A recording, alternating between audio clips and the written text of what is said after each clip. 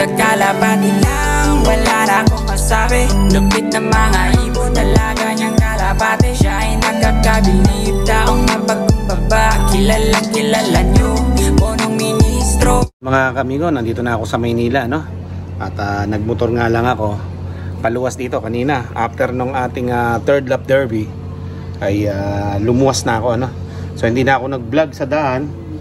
At dito na lamang, ano? So mamaya papasyal ko muna kayo dun sa ating mga kalapati na nandito sa kabilang bahay namin upang makita ninyo yung mga collection ko ditong magagandang kalapati, ano? O, sila 4 naiwan na dun sa loft natin at may asawa na si 4. I-update ko na lang kayo kapag nangitlog na yung asawa niya. Okay? Marami tayong hinire-ready ngayon na mga pang summer. Oh, hinire-ready natin mga pang summer eh. Kaya marami tayong breeders ngayon. Okay, may mga pahabol pa kami. So yun, at bukas mga kaamigo, i-upload ko na lang yung ating vlog kanina sa arriving ng ating third lap derby, no? Okay? So for now, dito muna tayo sa Maynila at abangan nyo yung ating pagpasyal doon sa ating mga kalapate doon sa kabila, okay? So nandito muna ako sa Maynila ng mga ilang araw, pahinga muna tayo dito. Alright, let's go. Yung nakapasyal na naman yung ating motor dito sa Maynila. At tulad nga ng sinabi ko ay papasyal-pasyal na lang muna tayo dito sa Maynila. 1 day, 2 days. Pagka may mga meeting lang ako, saka lang tayo luluwas. At doon muna tayo mag-i-stay sa Nueva Ecija Love. Kasi nga, nandun yung mga kalapati natin. At isa pa, nakalaban tayo sa derby ngayon. So tara mga kamigo, samahan nyo kami ni Audrey. At pupunta muna kami doon sa kabila upang makita ninyo yung mga kalapati natin doon, yung collection ko. At bahalang araw, mapaparami din natin yon. Kasama natin na ipamimigay yung mga magiging anak nun kapag tayo nakapagparami na ng ating mga kalapate na mga collection. Okay? So tara mga kamigo, let's go! Punta ka ba sa kabilang bahay? Ayan, papasyalan namin doon si Bingo tsaka yung mga kalapate namin doon mga kamigo. Matagal-tagal akong hindi nakauwi dito sa Manila. Okay, gusot-gusot pa yung buhok ko. Alright, so relax muna. Bukas na yung upload ng third lap natin. A few minutes later. Mga kamiga, nandito na tayo sa Maynila at kinamusta ko lang yung mga kalapati natin dito na rare color. Okay, napakaganda po ng mga kalapati natin dito. Tara, sipati natin, baka sipati pa ito ng iba. Oh, let's go! Yan o. O yan mga kamigo, napakaganda naman ng indigo natin. Oh. Tingnan nyo naman mga kamigo, napakakinis ng indigo natin. Oh, grabe oh. Sila yung iniwan ko dito mga kamigo eh. Kumbaga, sila yung mga collection ko na dinala ko na muna rito sa Maynila, no? Yan, no? Napakaganda. Pinaparami ko sana yung lahi nito, pero pagka meron na tayong magandang cage para sa mga off-color, rare color natin. So, umalis muna ako ng Nueva Ecija, makapagpahinga man lang bago ko i-upload yung ating third lap, mga kaamigo. Bukas ko na i-upload yung third lap natin. Ito muna, mga kaamigo, at kakauwi ko lang na Maynila, no? Pagkatapos ng third lap kanina, alas 11 after lunch, lumuwas na ako, nagmotor lang ako. Okay? So, hindi na ako nag-vlog ng pagmumotor. Hindi na ako nag-vlog sa daan, mga kamigo. Konti lang. Basta dito na lang agad sa Maynila para makapagpahinga. Okay? So, ito yung kak natin na indigo. Puntahan natin yung indigo na hen. Yun, no, mga kamigo. Ito si Pugo, mga kamigo. Kung naalala nyo yung unang deliver natin ng araw na yon. Okay? Nung kakabili ko lang nito, nabunutan ng buntot ito mga kaamigo, naalala nyo ba yun? Siya yun. Siya yung si Pugo mga kaamigo. Ang ganda-ganda na ni Pugo talaga oh. Oh, diba? Ang tawag sa kanya ay indigo. Indigo check. Napakaganda ng kulay niyan mga kaamigo. Gusto kong paramihin yung mga lahi nila pero sa ngayon hindi muna. Kaya ipinagluluwas ko yung mga yan para hindi masyadong stress dun sa kakalipat ng mga cage dun, no? Katulad yan, lahat ng off-color tsaka rare color ko, nilipat ko doon sa lumang loft natin. Doon muna sila. Para lumuwag-luwag doon sa ating loft, mga kamigo, para makapag-concentrate kami sa breeding ng summer race. Tapos yung ating mga breeder na natira doon, maalagaan mabuti. At pagkatapos yung ating mga breeders na nakasalang, pinapaitlog natin. So, yun yung ating binabantayan ngayon. Okay, para makapag-concentrate tayo doon. Mahalaga, mga kamigo, sa breeding pa lang, champion na dapat yung pag-aalaga natin para pagdating na sila ay nagkaitlog at nagkaanak, malalakas, mga kamigo.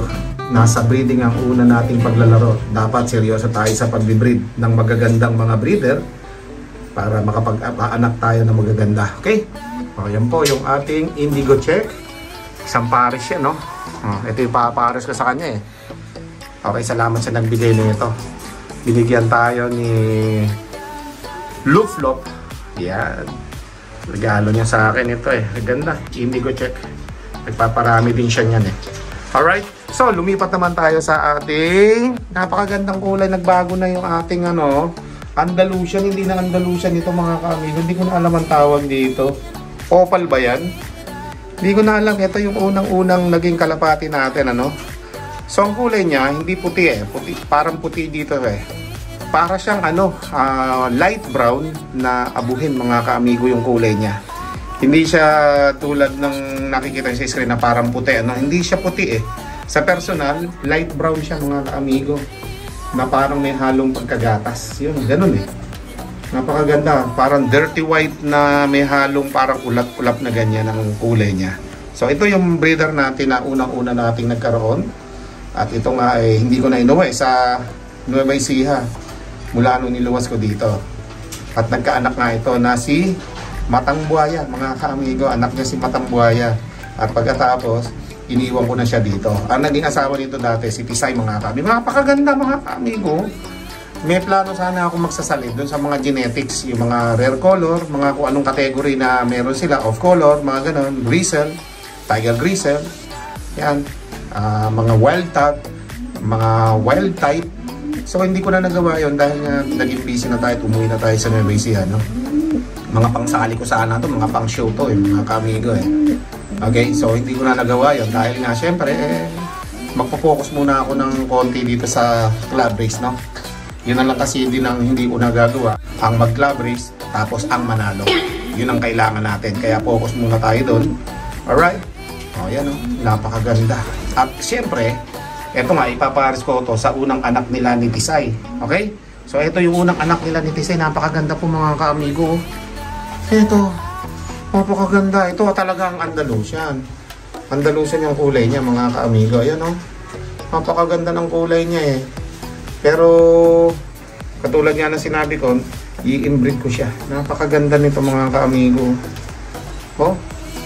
Grabe.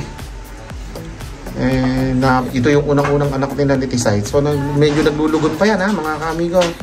At ito nga ipapares ko doon sa tatay niya, i-inbreed ko, baka sakali makapagpalabas tayo ng mga ganitong kulay. Napakaganda po kasi nito mga kaamigo eh.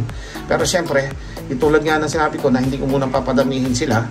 At gusto ko muna manatili sila dito sa Manila na ganito lang, relax lang. Hindi natin sila i-breed, magkasama lang sila rito, magkatabi. Pero hindi natin sila i-breed, Ayan, napakaganda po kulay yan mga kaamigo. Kaya naman iniipon ko sila rito eh. Alright, so yun. At syempre, ito, meron pa tayong pangatlo. Cream siya eh. Cream na hindi ko alam kung anong pagka-cream nito eh. Ayan ganda. Ano siya eh, parang gatas ang balahibo niya na may light brown. Ganda. Tapos ang leg niya ay brown na may halong silver. Tapos itim yung nasa taas ng kanyang ulo. Kakaiba yung kulay nito mga kaamigo. Kumbaga, kung titingnan natin yung kulay nito, bali 4 na kulay yung balahibo nito mga kaamigo. Itim, abuhin, brown, may pagkahalong cream, off-white, mga 5 kulay ang meron dito sa kalapating ito mula sa ulo. Okay? Napakaganda po niya mga kaamigo So binigay din sa atin yan ni Luflop. Okay?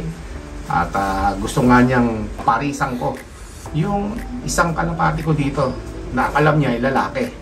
So binigyan niya ako ng hen. Ayan, mga kaamigo binigay niya sa akin.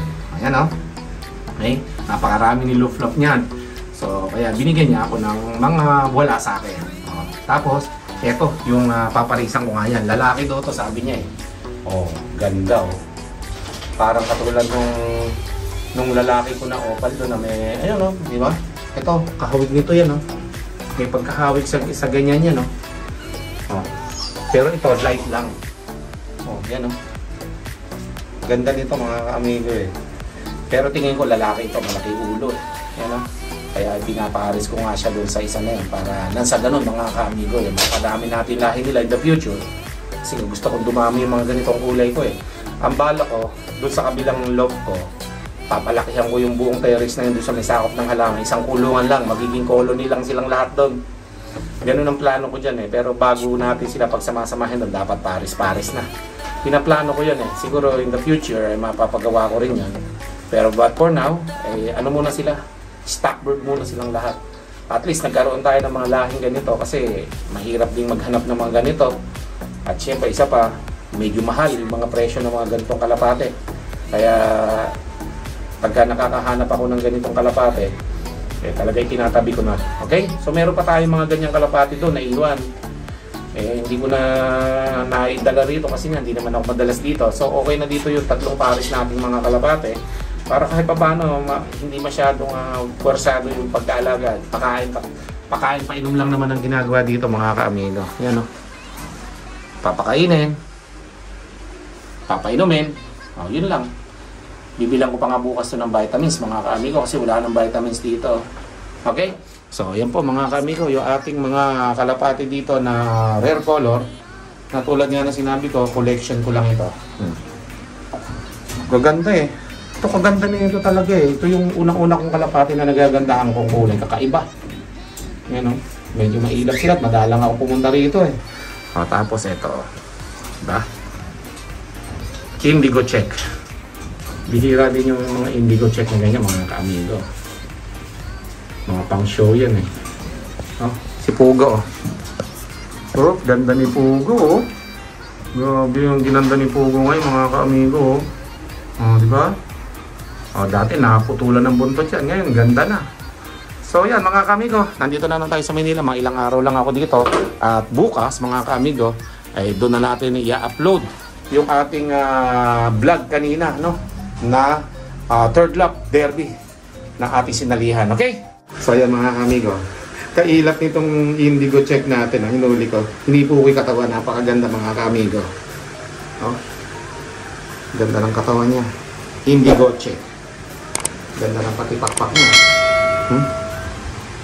Medyo mailap lang at madalang natin mahawakan mga ka-amigo. Ganda sa likod oh. Audrey oh. Napakaganda sa likod mga ka-amigo oh. Diba? Tapos hawakan din natin si Pugo mga ka-amigo Ganda ng katawan.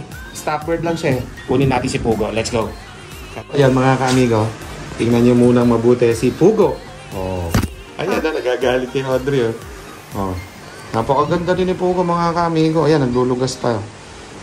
Ganda ng kulay sa likod mga ka-amigo. Indigo check si Pugo. Dati dito siya naputulan ng buntot. So ngayon, hindi naputol ang buntot niya. Maganda pa yung buntot niya. Kakaiba yan. May mga puti sa dulo pala yung mga pakpak nila. Ayan mga ka-amigo, si Pugo. Ito yung kapares ng indigo check natin na lalaki. Ganda oh. Ganda. So, ibalik na natin. Kunin natin yung Andalusian. Let's go! So, ayan mga ka-amigo. Nahuli ko na. Napakagandang kalapati nito mga ka-amigo. Hindi ko lang alam kung ano tawag dito eh. Napakaganda naman So, ito yung cup natin dito na nauna. Ganda ng pakpak niya Diba Audrey? Napakaganda po mga ka-amigo. So, ito yung collection natin dito eh. At napakaganda niya. Diba? Hindi muna natin siya ibinibreed mga ka-amigo. Pero stock bird lang muna siya. Napakaganda. Hindi naman to Andalusian eh. Ano po ang tawag dito mga ka-amigo sa ganitong kulay? Ganda Hindi naman siya Andalusian eh. Andalusian ba to? O comment down below mga ka-amigo. Okay? Yan. Kunin natin yung anak niya ha. Maganda yung anak niya. Let's go.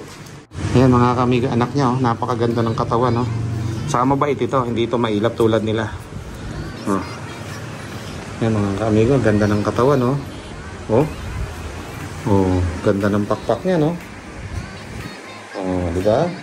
So hindi siya katulad nun. Ito may pagka-Andalusian na talaga to mga ka-amigo. Ganda ng pakpak. Terrimans to. Lahi ni Tisay ito. Ganda. Naglulugon siya kaya hindi pa masyado makinis yung kulay niya. Pero ganda ng katawan mga ka-amigo. Okay? Ganda ng katawan niya. Ganda ng katawan niyan. Strong back yan. Ay, mabait ito eh. Okay, kunin naman natin yung magandang kulay na yung parang puti. Let's go! So ito mga ka-amigo, yung puti na hindi kumawarin puti, na katulad nung lalaking unang kinuha natin na puti siya, tapos may parang ulap-ulap na ganyan yung balahibo niya. Ganda oh. Oh, kabilaan yan mga ka-amigo. Ganda oh. Oh. Collection natin ito eh. So maganda rin yung katawan niya. Oh, tapos yung mukha niya. Oh. Kamukha din nun eh. Nung lalaki na yun. Hindi lang siya na full. Oh.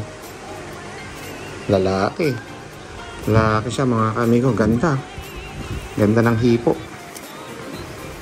Tingnan niya yung kapares niya to mga ka-amigo. Okay? So, kunin naman natin yung ipapares ko sa kanya. Kasi hindi ko pa nahihipo din yun eh. Let's go. So, ayan ang mga ka-amigo. Ganda ng kulay oh. May pagka-brown siya oh. Oh. Ganun ding lahi yan mga ka-amigo oh. Ang gandang kulay. Oh. Magkakamukha yung ulo nila eh. May pagka-black. Oh, may pagka-black, may pagka-brown, may pagka-ash ang kulay. Oh, ganda. Pagka ito ay nagkaanak, sigurado puro ganun sa lalaki na yon.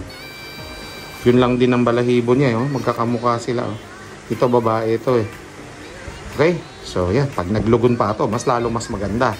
At papunta na nga sa lugon kasi nagpapalit na yung balahibo. Pero ang ganda niya, oh. Ganda din ang katawan, mga ka-amigo. Oh. Ka-amigo, tapos na tayong bumisita sa kabilang bahay at nakita natin yung ating mga kalapati doon, ano? Bukas, mga ka-amigo, i-upload na natin yung third lap derby natin, ano? Naku, napakaganda ng naging labanan kanina. Kaunti lang ang dumating ng mga kalapati ng tigo 1,000 ng speed. Mostly, ang mga kalapati 900, 800 ang nilipad. Kasi, super smash mga ka-amigo, kaya naman nagkahirapan kanina talaga ng pauwian. Pero, bukas yung mapapanood dyan mga ka-amigo. So for now, ito muna yung vlog natin at bukas mag-e-edit na ako para mapanood nyo yung arriving ng ating mga kalapati sa third lap natin. Okay? So maraming salamat sa mga ka-amigo at mga kalapatids natin na lagi nakasuporta. Alright? So thank you. At syempre sa mga OFW natin mga ka-amigo at mga kalapatids dyan, mega loud shoutout sa inyong lahat. At syempre dito sa mga bisita natin, huwag nyo pong kalimutan mag-like, share, and subscribe. At i-hit nyo na rin yung notification bell upang maging updated kayo sa aking mga latest video. Maraming salamat. Keep safe everyone. God bless all. Thank you. With punong ministro, Lap TV.